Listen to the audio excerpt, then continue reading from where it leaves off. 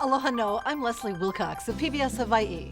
In today's Long Story Short, we get to chat with a former Hilo girl, public school teacher, wife, and mother of 5, who became a U.S. Congresswoman and head of the nation's Small Business Administration. A conversation with Pat Saiki, next. Long Story Short with Leslie Wilcox, produced with Sony Technology, is Hawaii's first weekly television program produced and broadcast in HD. High definition, it's in Sony's DNA. Patricia Fukuda Saiki is not one to let racial discrimination, gender bias, government bureaucracy, or social injustice get her down. She's worked to put them down.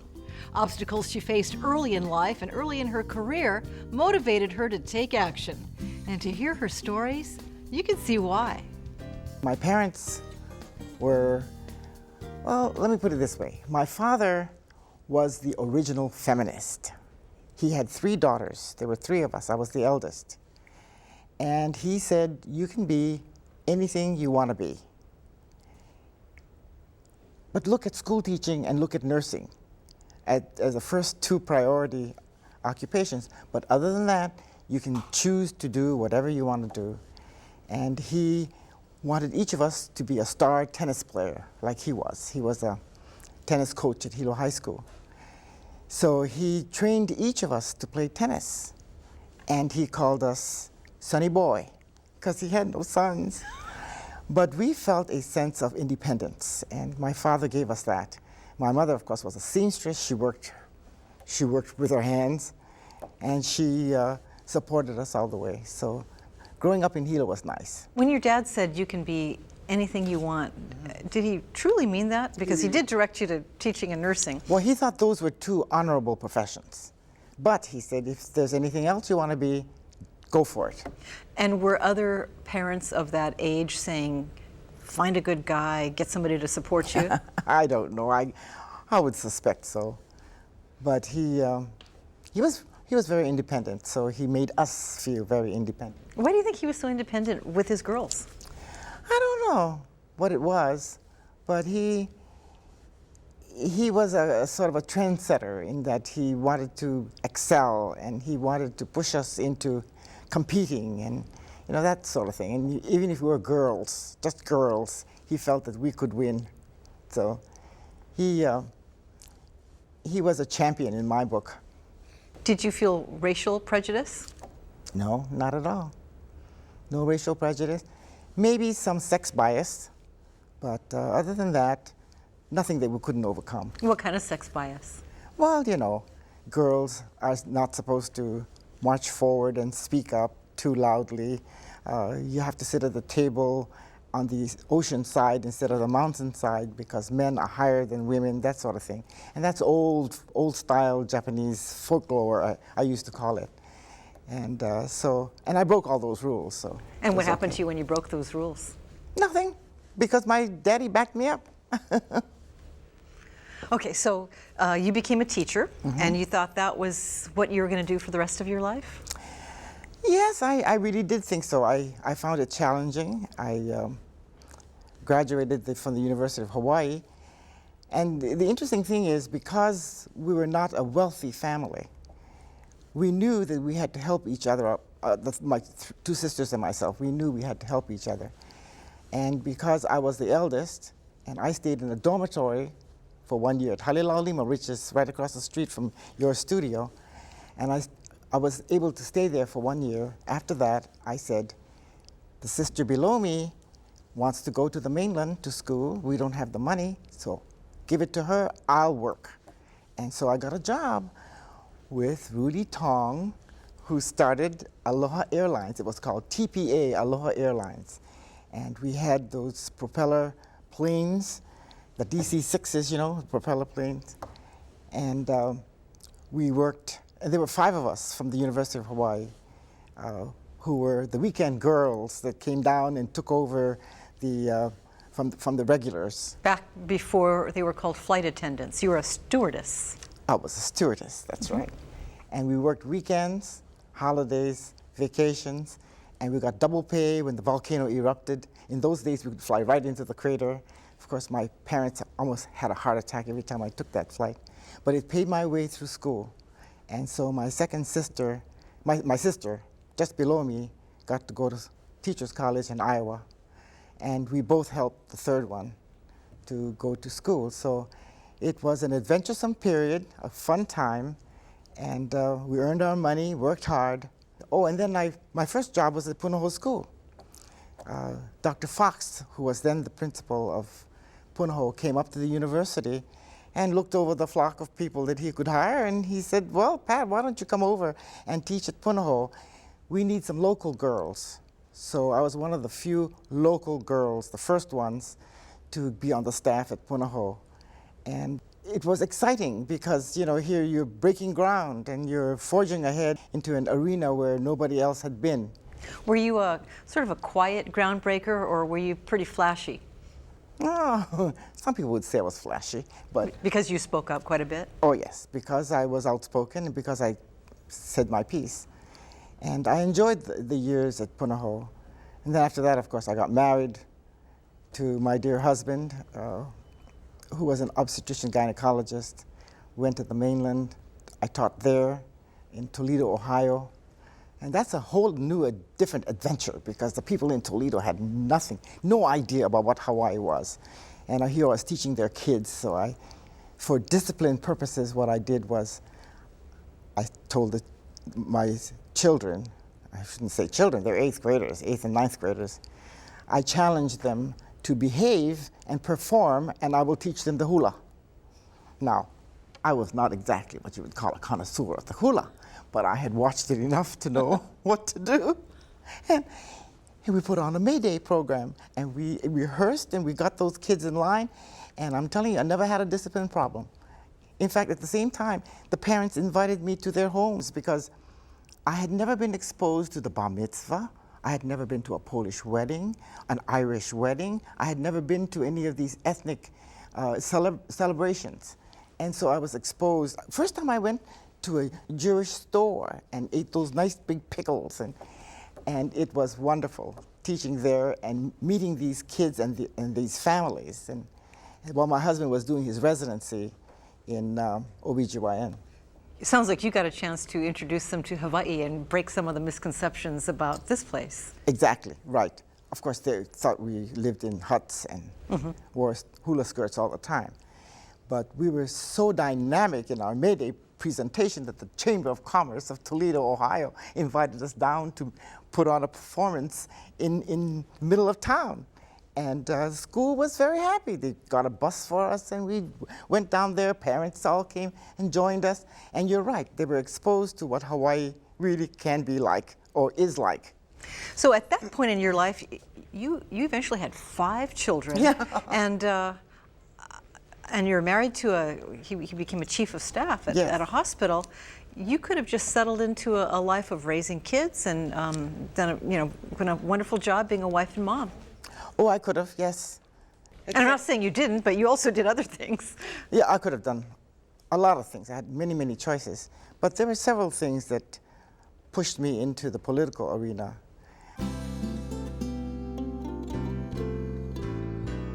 Pat Saiki was a woman of action, and the arena she chose in which to take action against social injustice was politics. The one thing that really hurt my feelings was when we came back from the mainland and we wanted to buy a house in Aina. Well, the Aina Association met and denied us. Because? We were Japanese Americans. People forget that this kind of prejudice existed, just 50 years ago, 60 years ago. So this was in the 50s? Yeah, we came back, and that didn't sit well with me. Okay, that was one reason. So where did you relocate? Did you take no for an answer from Aina? We had to. So we rented a house in Crater Road, and then eventually bought a house in St. Louis Heights. But the other reason is that as a school teacher, I was teaching at Kaimuki Intermediate then, today it's a middle school. Here we had a different set of rules that were dictated to teachers by the central office of the Department of Education. And I'm sure the old-time teachers will remember this. we were told what to teach, when to teach it, and how to teach it. And we had to teach history from the beginning of the book to the end of the book. No skipping, no idea of doing team teaching with a teacher who was teaching English. I wanted to join up with English and history, and we could time it so that we could see American history growing along with English literature. No, they said you can't do that. I mean, you have to stay in your classroom and do what is supposed to be done. Well, I said, is that right? Is that how we were going to teach here in Hawaii? And as an 8th grade teacher then, I began to realize that I had the 30 children in my class in my hands. I could determine their destiny because I had to track them. I had to say which ones could go to college and which ones can't. Because they in track those them. days you're in different tracks? That's right, different tracks. And so I said, that's not right. You know, who am I to tell a child that child can never go to college? Forget it. We're going to give that child every opportunity to excel and go as far as he or she wants to. Well, this was not according to the rules. So I had a few difficulties with principals and district superintendents, et cetera, et cetera. So then I organized and got other teachers who felt exactly like I did, and we formed ourselves into a loose association. I went down to the HGA office and talked to the leadership and said, what you need is a teacher's chapter of the HGA, because we have no unions around here. Was that before the Hawaii State Teachers Association? Before the HSDA, before the AFT, before anything, no other organization existed. So HGA created a chapter for teachers. And I said, under those circumstances, I want to sit on the board of directors and have an equal vote. And I want to be able to lobby the legislature on behalf of teachers. And Charlie Kendall was the big boss then. There's a building named after him today, but he was farsighted. He and I sat on my patio and drafted up the charter for the Hawaii teachers, the teachers chapter of the HGA. And that kicked into a very vibrant organization. And we gathered many, many members, about 3,000 teachers all signed up. And we became a force. Then the HSDA was created through the HEA at the national level. And that's when I said, we are going to disband because the HEA, Hawaii, the Education Association, can lobby in Congress, whereas the HGA cannot. And we need congressional help. And so I disbanded the whole organization. You ever heard of an association being disbanded? Well, it did happen. And then the teachers came to me and said, well, why don't you run for office? You can represent us in the legislature, not through the organization, but as an independent. And so I did run for the Constitutional Convention, though, at first. Was that a nonpartisan race then? Nonpartisan race. 1968. Yeah, 1968, and I got elected. Mm-hmm. So then I was approached to run for the State House of Representatives, and by the Republicans.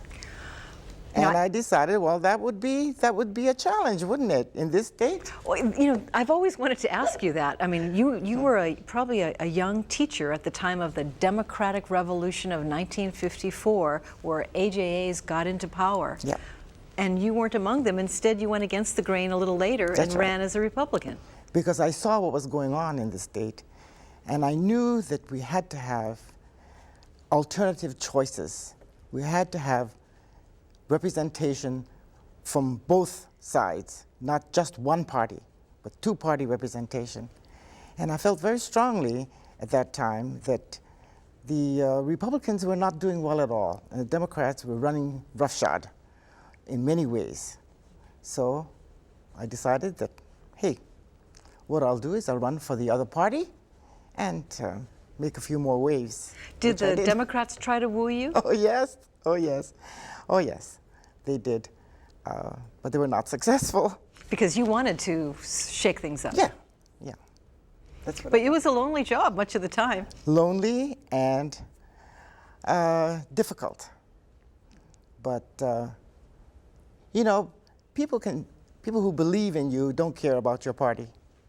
They care about you as a person, as an individual, what you stand for, and they'll vote for you no matter what party you're in. And that's what I learned as I ran for public office. Pat Saiki was elected as a Republican to serve in the State House of Representatives from 1968 to 1974, the State Senate from 1974 to 1982, and the United States Congress from 1986 to 1990. Thanks to her efforts and the work of many others in her lifetime, we know the truth of the cliche, "You've come a long way, baby." In the State House, you were able to do some things that when women look at what they have in society now, it's hard to believe that all of these things occurred just in the last 30, 50 years. That's right. It's been certainly within very your adult recent. lifetime. Absolutely. No, when I got involved in politics, then President Nixon appointed me to the National Association of Women. It was kind of an interesting organization at the national level.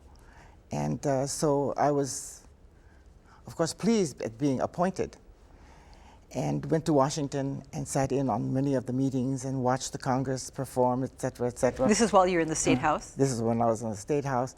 And at that time, the whole interest of women being equal rose up. And you remember some of those women who were really outstanding in what they burned their bras, and they marched around and they did all their things, and they were stunts, but they called attention, the media's attention to what was going on. And it aroused my curiosity to come home and take a look at the laws that we have. And by golly, with Pat Putman's help in the Legislative Reference Bureau, I asked her to review all the laws that are on the books and see where there may be discrimination. At the same time, I asked her and the lawyers to draft up an Equal Rights Amendment, because this is where the national effort was going.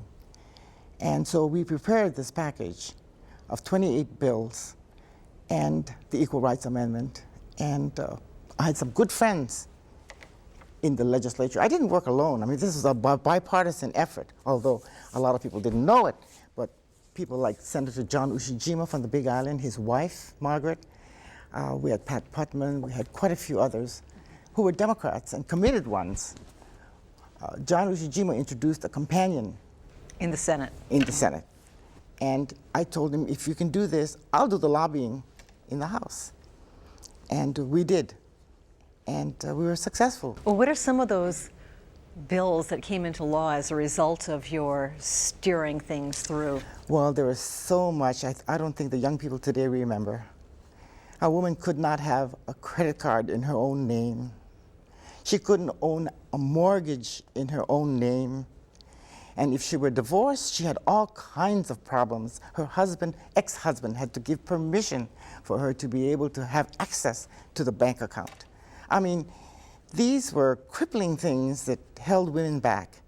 And the private sector, as well as the public sector, could determine the wage of a woman according to the lowest wage of a male in the same job. That was all legal. All legal. And people took it for granted? And took it for granted. We changed all that.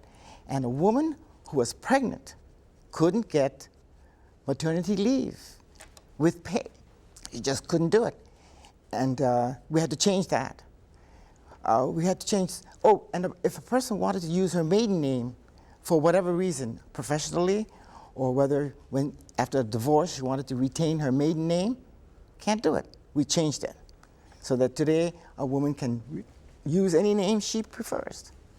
But the Equal Rights Amendment went flying through our legislature because people here understood. The legislators knew that this was the right thing to do for all the women in the world, especially in Hawaii.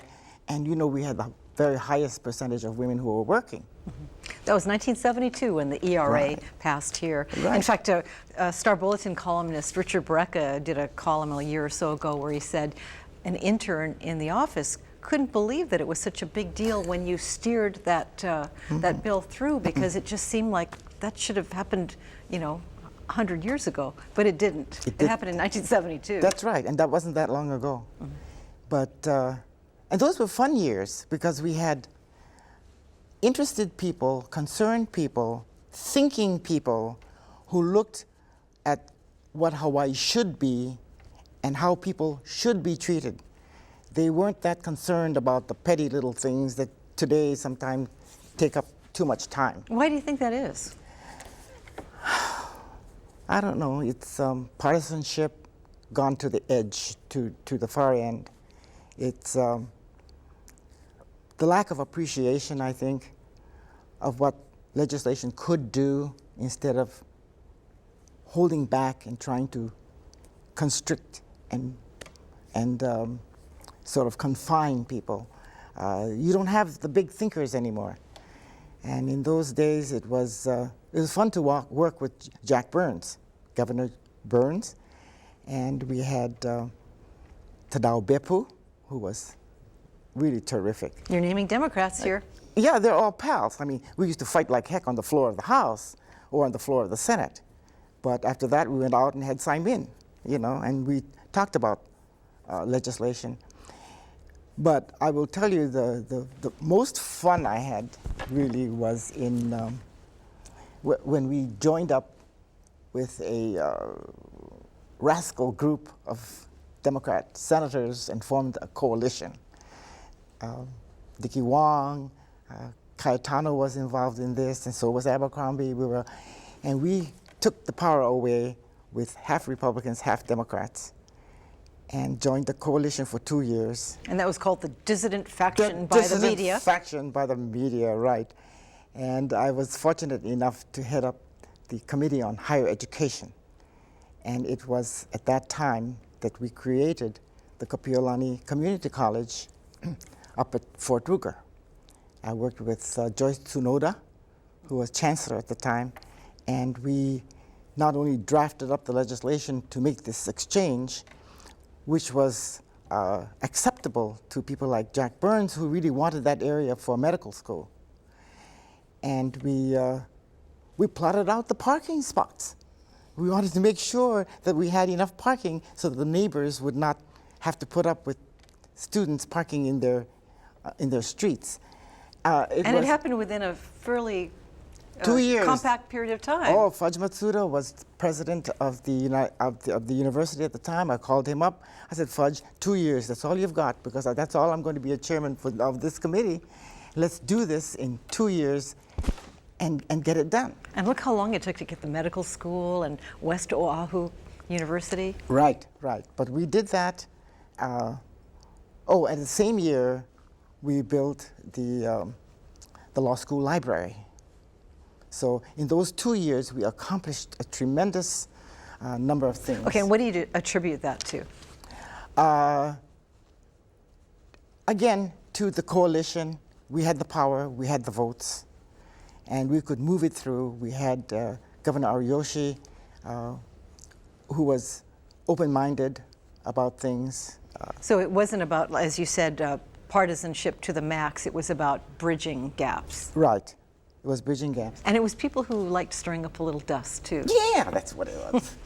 What was it like working with the media at the State House? I mean, you saw the advent of television, and now we talk about how there isn't a lot of time given to television news in terms of digging out stories. Mm-hmm. Have you seen a change in media news coverage? Oh, yes, because I remember Jerry Boris when he first started, and Boreka, you were there. Lynn Waters was there. I mean, there's many people who were a part of the legislative scene, and you had a role to play, and you played it well, and we could talk to you. I don't know what it's like today. I thought you people did more in depth, and you came to seek answers. And you took some hard questions, right? Oh, always. always take hard questions, and try to be very honest and straightforward. And so I congratulate you too for all you did. Thank you very much. You're from a neighbor island, and you made it in the big city of Honolulu, and then you distinguished yourself representing Hawaii in Washington. How do you look at where we are as a state, and how do you feel about Hawaii today? I think there's hope for all of us. People in Hawaii are real. They're true, they're honest, they're straightforward, and they're sympathetic. They believe in this state, they believe in each other, they believe in family, and they're very close. And this is something that no one can take away from us. And so we will meet the challenges of the future. You say that, but look at the big dispute we're having over rail. You know, people saying the city can't handle a big job like that. I mean, we have some major issues that we can't seem to solve or get together on. We will. We will. It's an issue that has come to the forefront. It's an issue that is going to be dealt with by people, honest people, thinking people, and in the final analysis, it'll be solved. Why do you think we'll triumph over this? What makes you think that? Because people are going to realize that it might take time, though, but people will realize that we are not solving any problems by taking these partisan stances and by being so negative about things and not having an overall view of what is in the future for us. And I have every faith that they will. No question about it. And you've always had faith, haven't you? Oh, yes, always, always. Pat Saiki is a get-it-done sort of person, a believer in cooperation across the political aisle, and not, as she puts it, partisanship gone to the edge. She says she's proud running for elective office, but she's working for improvements in how Hawaii faces another social issue, elder care. More on that as our conversation continues next week on Long Story Short. Please join me then. I'm Leslie Wilcox of PBS Hawaii. Ahui ho kako. Long Story Short with Leslie Wilcox is produced in HD by PBS Hawaii with Sony technology. High definition. It's in Sony's DNA. Were you good at everything? No, What weren't you good at? my golf game has gone to pot. It's not as good as I would like. There are things that I would like to do. I've never learned to play the piano, which is something I've always wanted to do. I haven't yet done it. Did you plan to? Yeah, I think so. I think I'll pursue that. So I have other goals.